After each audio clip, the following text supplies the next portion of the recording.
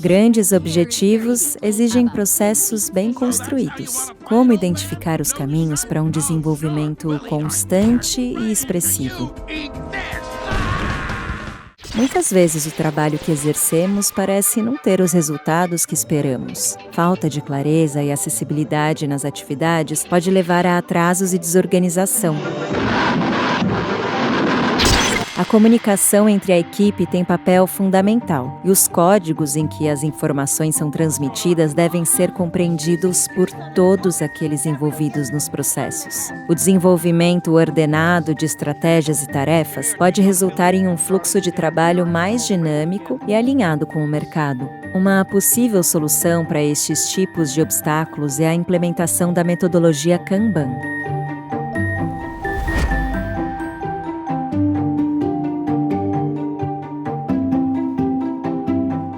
A famosa ferramenta do Kanban. Que obstáculos ela vem ajudar o nosso time a superar? Bom, no gerenciamento de qualquer projeto, a gente sempre quer trabalhar um alinhamento entre a equipe, uma colaboração dentro desta equipe, um autogerenciamento, uma auto-organização e também uma ideia de que todos estejam com o foco no mesmo lugar. Além disso, a gente está procurando não exagerar na dose de trabalho dos nossos colaboradores. Afinal, a gente não quer ninguém estourando no meio do caminho, certo? Precisamos contar com o melhor dos nossos talentos. E aí o Kanban vem nos ajudar a fazer tudo isso, porque ele é uma ferramenta visual que permite que a gente entenda o fluxo do trabalho, que a gente enxergue esse fluxo do trabalho, que a gente consiga limitar o que vai estar caminhando em paralelo em cada uma das etapas, que a gente evite muitas pessoas da equipe fazendo multitarefas,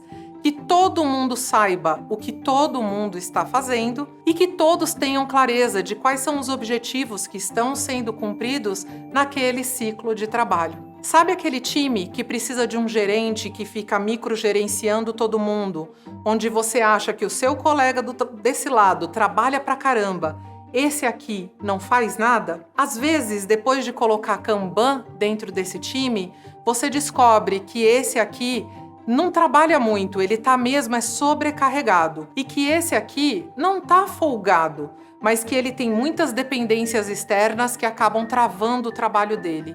Ou qualquer coisa além disso. Ou seja, você não precisa mais ficar microgerenciando e nem julgando as pessoas do seu time.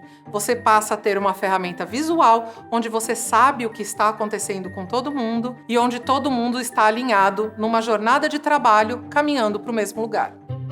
Kanban é uma palavra de origem japonesa, que significa registro visual. At Toyota, the engineer who did most to push the pace was Taiichi Ono.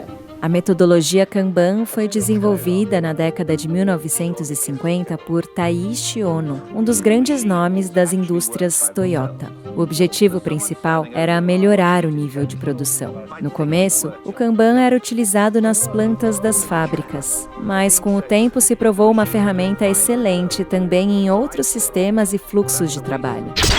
Os principais objetivos da metodologia Kanban são otimizar o aspecto visual do fluxo de trabalho, permitir a comunicação e colaboração entre pessoas e times, reduzir sobrecargas e ajudar no desenvolvimento de confiança nos processos. Qual é a primeira coisa que eu preciso analisar dentro de uma organização quando eu quero implementar o Kanban como uma ferramenta utilizada no gerenciamento de qualquer processo? A primeira coisa que a gente precisa fazer é um diagnóstico de como estão os processos dessa organização. Quais são as metodologias de trabalho utilizadas, quais são os fluxos de processo que acontecem em cada um dos departamentos, como esses departamentos interagem entre si e, mais do que isso, qual é a visão e o trabalho estratégico dessa organização. Como ela cria o seu trabalho, onde está o foco dessa organização, no cliente, é interno, ela já é uma organização que está olhando para o mercado e para o seu usuário, procurando gerar valor. Todas essas são questões que a gente vai analisar para entender o que a gente chama de nível de maturidade dessa organização. Inclusive, a gente tem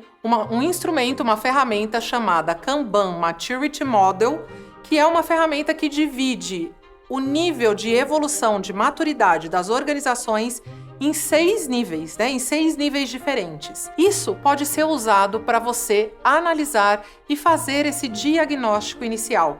Afinal, você não quer implementar uma ferramenta com o seu nível mais complexo de possibilidade de utilização numa ferramenta que talvez precisasse começar a dar os primeiros passos. Quando a gente faz isso, a gente corre o risco de queimar uma metodologia, de queimar uma ferramenta e de tornar a resistência a ela muito forte na organização, às vezes impedindo a gente de revisitar aquilo no futuro.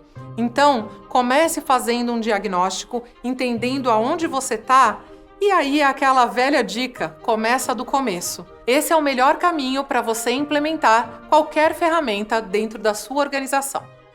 Existem 7 níveis de maturidade no Kanban que vão desde a organização nível 0 até a organização nível 6. Uma estrutura nível 0 não tem gerenciamento, resultados previsíveis ou ordem. A equipe sofre com um excesso de trabalho e é dependente do heroísmo de determinados indivíduos. São organizações frágeis, reativas e caóticas. Em uma estrutura nível 1, existe maior foco no time. Alguns processos começam a ser implementados, há gerenciamento, transparência e colaboração, mas ainda de maneira incipiente. Nesse nível ainda existem atrasos, defeitos, retrabalho e heroísmo individual.